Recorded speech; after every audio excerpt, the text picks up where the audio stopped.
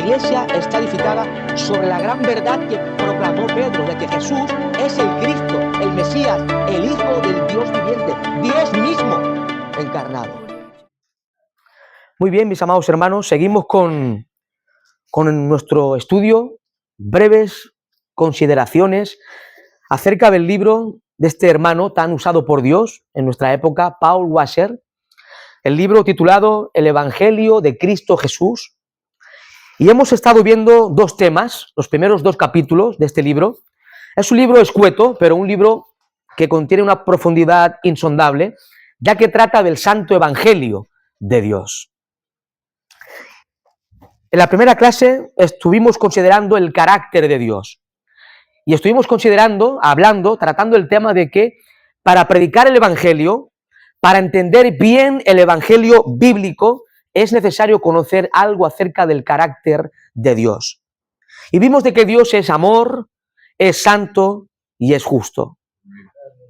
Y aunque Dios ama al hombre, de hecho, envió a su Hijo Jesucristo a morir por los pecados de los seres humanos, hombres pecadores, miserables como todos nosotros, que merecíamos el castigo, merecíamos el infierno eterno, pero Dios en su amor envió a su Hijo para salvarnos del castigo eterno.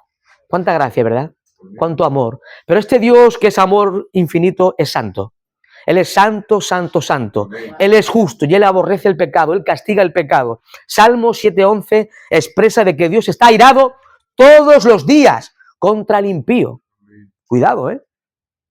A veces presentamos a un Dios tan amoroso que nos olvidamos de la santidad y la justicia de Dios y presentamos un oso de peluche en lugar de presentar al Dios de la Biblia. Tengamos cuidado, seamos reverentes cuando hablemos del Dios de la Biblia. Y estuvimos considerando el tema del carácter de Dios, en primer lugar. Y en segundo lugar, la semana anterior consideremos el tema del carácter de la humanidad, los seres humanos.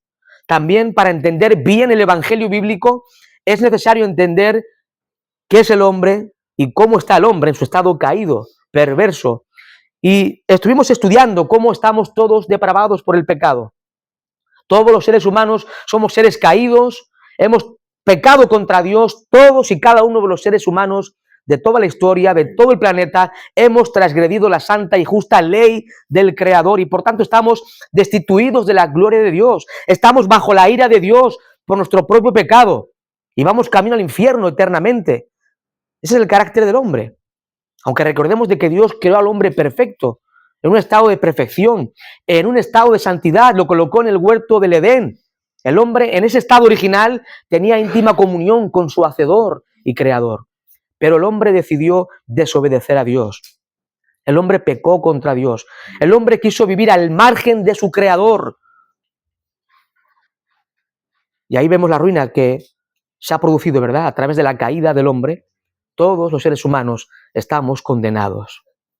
No es un mensaje bonito, ¿verdad? Es un mensaje terrible. El Evangelio es un mensaje terrible. Es el mensaje más duro, más serio que jamás se haya oído en el planeta Tierra y en todo el cosmos. El Evangelio de Cristo Jesús. Ahora, en el tercer capítulo el autor trata de lo que él llama el gran dilema. El gran dilema. Y comenzamos este tiempo. Es, mis amados hermanos, alentador saber que el Dios verdadero, el Dios de la Biblia, es santo y justo. Es alentador. Imaginaos a un Dios que no fuese justo y no fuese santo. No sería Dios. Es, por tanto, tremendamente consolador saber que el Dios verdadero es santo y justo. Sería terrorífico si el soberano, si el juez supremo y gobernador del universo fuera malvado.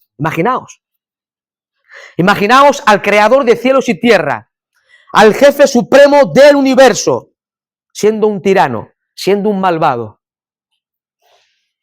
Terrible. Aunque Dios es soberano y es el jefe supremo del universo, Él es bondadoso. Su bondad, su misericordia, su gracia son infinitas. Y para el hombre que piensa, para el hombre pensante, en un sentido, la bondad de Dios es algo perturbador. ¿Por qué? Porque si Dios es santo y Dios es bueno, ¿qué hará Dios con aquellos que no lo son? Si Dios es bueno, que lo es infinitamente bondad, es la bondad absoluta, ¿qué hará Dios con aquellos que no lo son? ¿Qué hará un Dios bueno y justo con unos seres humanos centrados en sí mismos, inclinados al mal, desobedientes y pecadores? Si el juez de toda la tierra tratara con nosotros en base a su justicia, ¿no debería castigarnos a todos y cada uno de los seres humanos? Pensemos en esto. Si el juez del universo tratara con nosotros en base a su justicia, ¿no debería castigarnos a todos y cada uno de los seres humanos? Esta pregunta, mis amados hermanos, nos lleva a considerar uno de los grandes dilemas que encontramos en toda la Sagrada Escritura. ¿Cómo puede Dios ser justo y perdonar a los que son pecadores y malvados?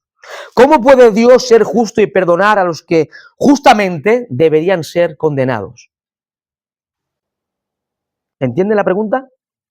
La expreso otra vez. ¿Cómo puede Dios ser justo y a la vez perdonar a los que justamente deberían ser condenados eternamente?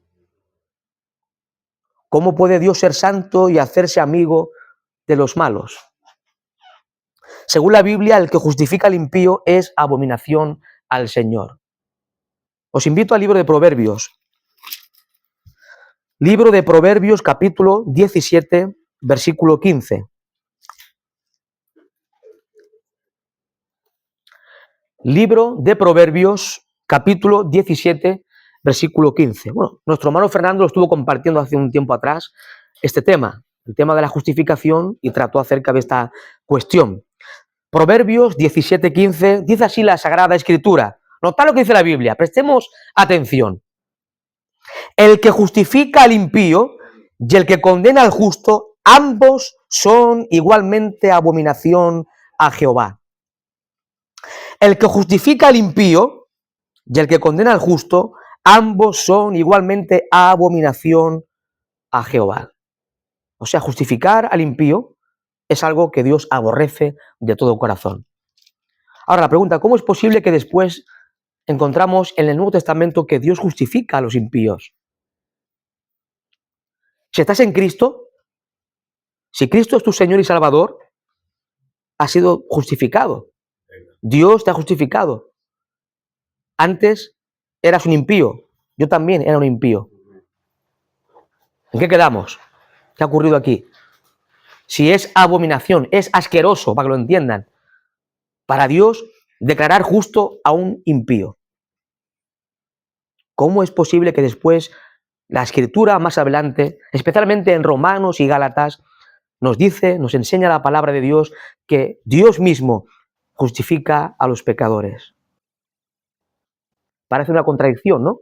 Proverbios aparentemente se contradice con Romanos y con Gálatas. Entonces, ¿cómo es posible que el Señor justifique a los pecadores y seguir Dios siendo justo? La respuesta de Dios a nuestro dilema es esta.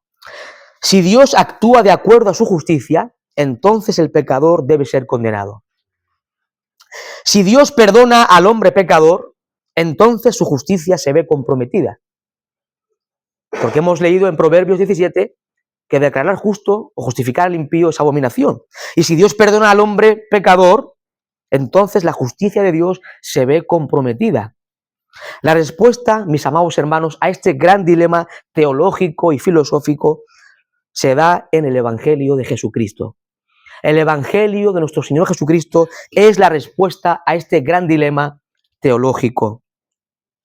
Dios, en su justicia, condenó a la humanidad. Dios, en su justicia, condenó a la humanidad y este Dios justo demandó satisfacción completa por todos nuestros pecados, por todas nuestras transgresiones y por todos nuestros crímenes cometidos contra Dios.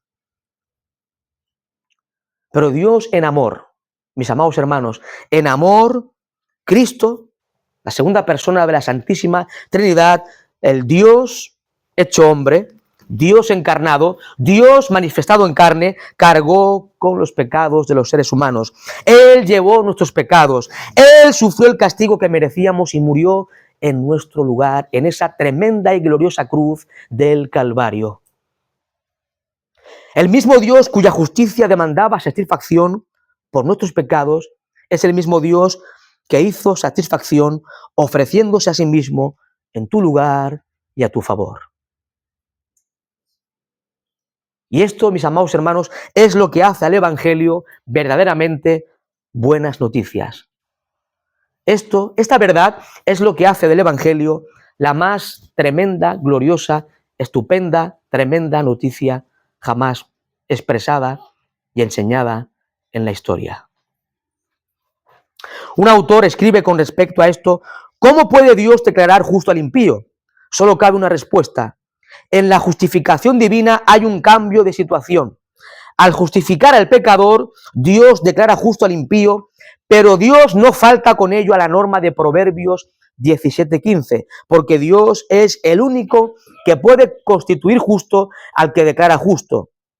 Notad lo que dice Romanos 5:19. Romanos capítulo 5, versículo 19, dice la Escritura: porque así como por la desobediencia de un hombre los muchos fueron constituidos pecadores, así también por la obediencia de uno los muchos serán constituidos justos. En otras palabras, mis amados hermanos, Dios pone al pecador creyente, Dios coloca al hombre pecador creyente en una nueva posición legal ante Él, otorgándonos Dios el don de la justicia. Romanos 5:17. Pues si por la transgresión de uno solo reinó la muerte, mucho más reinará en vida por uno solo, Jesucristo, los que reciben la abundancia de la gracia y el don de la justicia. Mis amados hermanos, la justificación es uno de los elementos claves de la obra salvífica de Dios. Los pecados del pueblo de Dios, tus pecados y mis pecados, fueron puestos en la cuenta de Cristo, fueron imputados a Cristo para que Él pagara el precio de nuestro pecado, el precio de nuestra deuda. Cristo pagó la deuda en la cruz del Calvario, la deuda de su pueblo. Él dijo: consumado es, pagado por completo, la deuda ha sido saldada. Y Él la pagó una vez y para siempre. No está continuamente pagando deudas, La pagó de una vez y para siempre. Por un pueblo escogido. ¿Qué estamos? El pueblo de Dios. Salvos por aquel sacrificio expiatorio y vicario. Nuestros pecados, tus pecados y mis pecados, tus transgresiones y mis transgresiones fueron puestos sobre las espaldas del Cristo crucificado. Pero además de esto, mis amados hermanos, la justicia perfecta de Cristo, la justicia perfecta de Cristo fue puesta en tu cuenta y en mi cuenta. Es como una, ¿cómo se dice esto? Como ingresar dinero a una cuenta de alguien. Una transacción, como dice Fernando. Eso fue lo que hizo, lo que ocurrió en la cruz.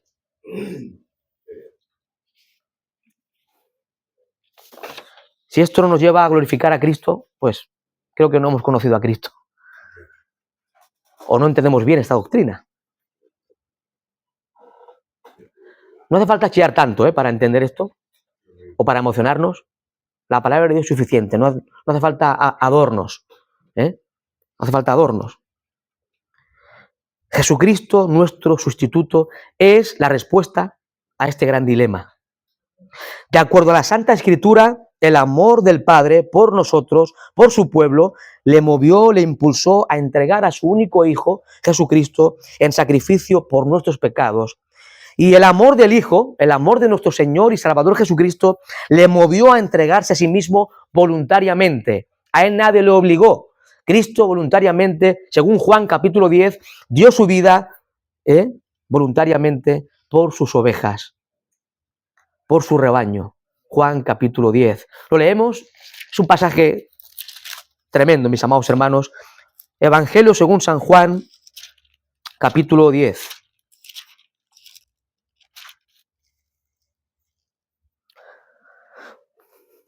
Juan 10, 11 dice: yo soy el buen pastor.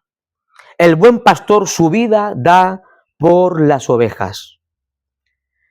Versículo 14 en adelante dice, Juan 10, 14 en adelante dice: yo soy el buen pastor y conozco mis ovejas y las mías me conocen, así como el Padre me conoce y yo conozco al Padre y pongo mi vida por las ovejas. También tengo otras ovejas que no son de este redil. Aquí estamos nosotros, los gentiles. También tengo otras ovejas que no son de este redil, aquellas también debo traer y oirán mi voz, y habrá un rebaño y un pastor. Por eso me ama el Padre, porque yo pongo mi vida para volverla a tomar. Nadie me la quita. Nadie le quitó la vida al Señor, ni los romanos, ni los judíos, ni el imperio, nadie. Él la entregó voluntariamente. Nadie me la quita, sino que yo de mí mismo la pongo. Tengo poder para ponerla y tengo poder para volverla a tomar. Gloria a Dios. Es el Cristo soberano que entregó de forma voluntaria, en amor, a su pueblo. Entregó su preciosa vida, derramó su preciosísima sangre allá en el Calvario. Por miserables pecadores, merecedores de la ira eterna.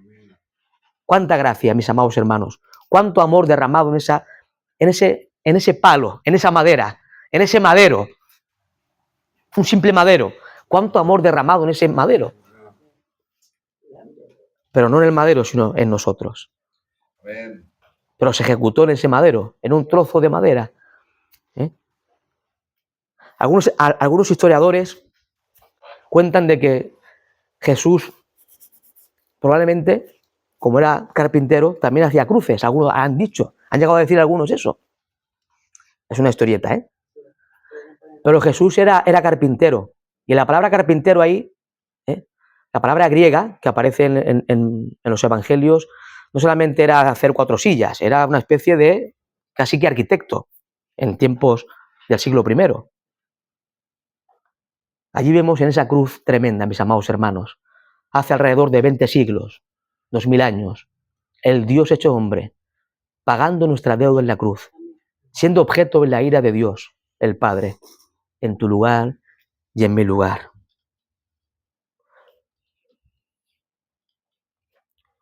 En Juan 3:16 encontramos el amor de Dios, ¿verdad? Porque de tal manera amó Dios al mundo, que ha dado su Hijo unigénito para que todo aquel que en él cree no se pierda, mas tenga vida eterna. Y en Primera de Juan,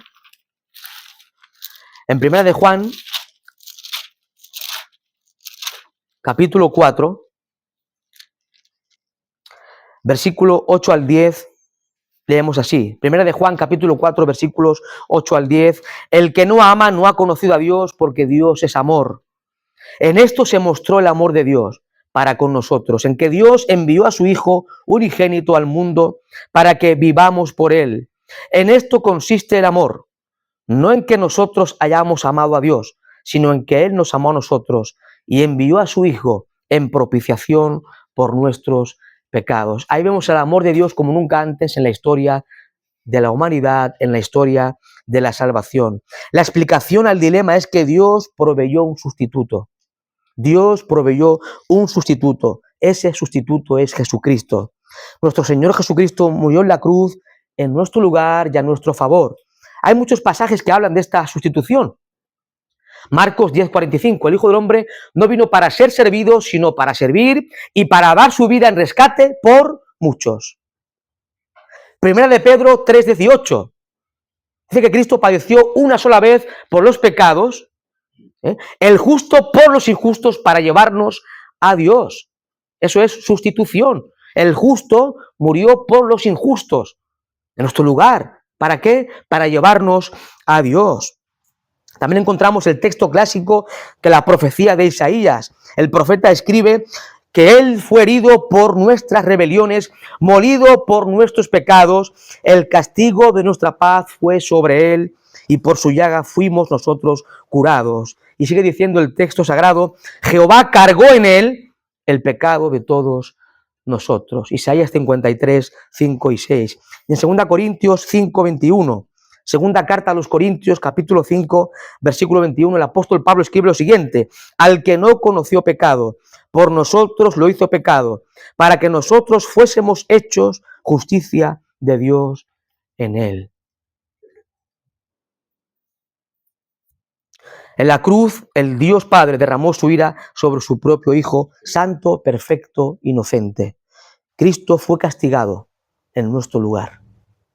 Cristo fue castigado en tu lugar, querido hermano. El Cristo crucificado tomó sobre sus espaldas nuestros pecados, miserias, transgresiones, delitos, para que fuésemos, no solamente para que fuésemos redimidos y comprados, no solamente para que fuésemos reconciliados con Dios, también para que fuésemos gratuitamente revestidos de su justicia.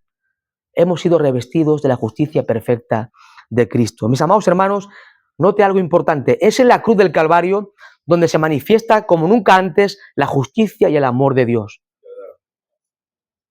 La justicia de Dios se manifiesta de forma especial en la cruz. Y el amor de Dios también se manifiesta de forma especial en la cruz del Calvario. Vemos su amor en que Dios entregó a su Hijo. Romanos 5:8. Dios muestra su amor para con nosotros en que siendo pecadores, Cristo murió por nosotros.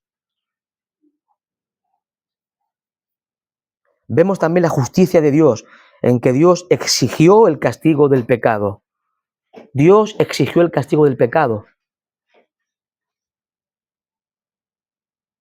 Pero vemos el amor de Dios al proveernos de un sustituto, el cual murió por su pueblo.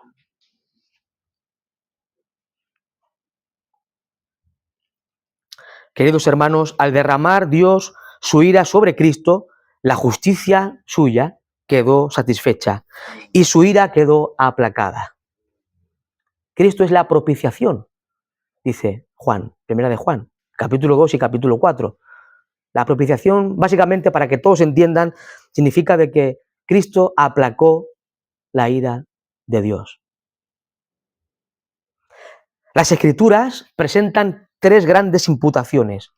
El pecado de Adán ha sido imputado a todos los seres humanos. El pecado de Adán, para que todos entiendan, ha sido puesta en la cuenta de todos los hombres. Por esta razón todos morimos. Y estamos muertos también. Espiritualmente los seres humanos venimos a este mundo muertos. Pero morimos físicamente. La muerte real, física, es consecuencia de la imputación del pecado de Adán. El pecado de Adán ha sido puesto en tu cuenta, en mi cuenta y en la de todo ser humano. Terrible, ¿verdad? Terrible, pero es la realidad que presenta las Sagradas Escrituras. El pecado de los hombres, tu pecado y mi pecado, el pecado del pueblo de Dios ha sido imputado, fue imputado a Cristo en la cruz del Calvario. Pero la justicia perfecta de Cristo es imputada a aquel que pone su fe y confianza en Él. ¿Hay alguien justo aquí? Dice la Biblia en Romanos 3 que no hay ni uno justo. No hay nadie que busque a Dios, ni un justo. Hay uno justo, es Cristo. Amén. El hombre con mayúsculas, Cristo, el justo por los injustos. Él sí es justo.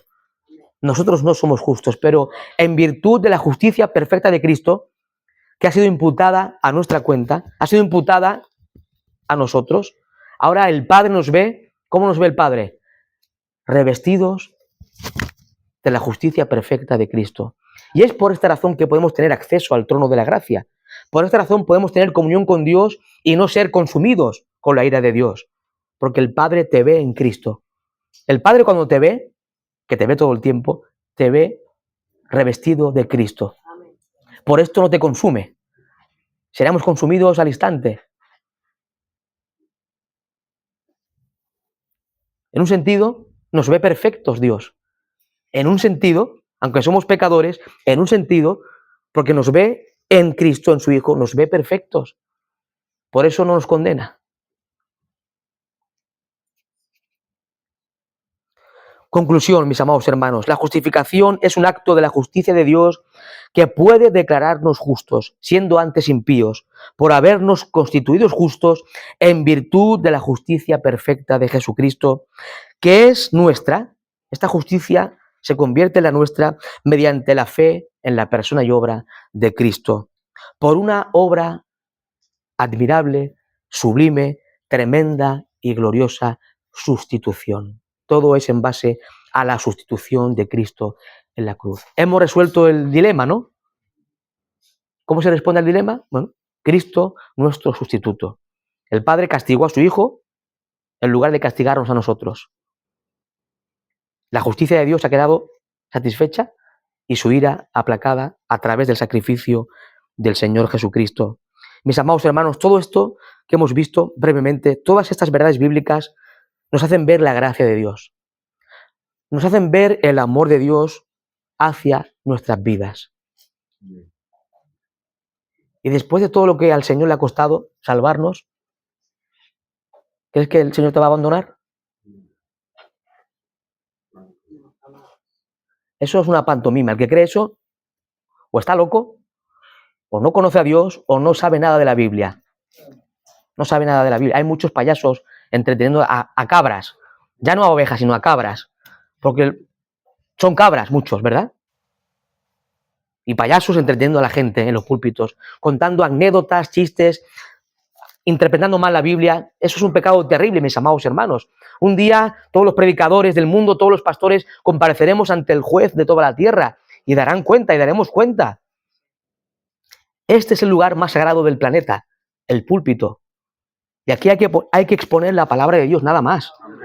Y si algún día yo no expongo la palabra de Dios, tirarme de aquí, echarme fuera del local y no hablarme más, si es necesario. Es un pecado terrible, mis amados hermanos. Es una blasfemia subir aquí y no predicar la palabra de Dios. Hay de aquel ministro, por llamarle de alguna forma, que suba al púlpito y no exponga la palabra de Dios con fidelidad. El Señor le tomará cuentas. Este Dios justo que hemos estado predicando les tomará cuentas y será terrible el castigo, mis amados hermanos. Esta verdad nos hace ver la gracia de Dios de una forma admirable. Estas verdades también debe llevar al pueblo de Dios. Debe llevarnos, mis amados hermanos, a irrumpir en acción de gracias ante el santo trono de Dios. Cuánta gracia ha tenido Dios con nuestras vidas, cuánto amor. Puede ser que estés atravesando momentos difíciles, de prueba, dolor, aflicción. Quizás estás pasándolo mal en diferentes áreas de tu vida. Pero recuerda de que eres el objeto del amor especial de Dios. Si estás en Cristo, eres el objeto especial de Dios. No todo el mundo es el objeto especial del amor de Dios, ¿eh? No mintamos a la verdad bíblica. Dios, en un sentido general, por supuesto, ama a todos los seres humanos. Por supuesto. A todos los seres humanos Dios los ama, por supuesto, porque Dios es amor. Pero Dios ama con un amor especial a su pueblo, a su iglesia. Efesios 5:25, Él se dio ¿por quién? Por su iglesia. Él amó, el cual amó y se entregó a sí mismo por su iglesia. La iglesia, los que han creído en Cristo, son el objeto especial de Dios. Y recuerda de que a pesar de los momentos difíciles, que aparentemente alguno puede pensar que Dios me ha abandonado, si estás en Cristo eso no cabe. Dios no te ha abandonado.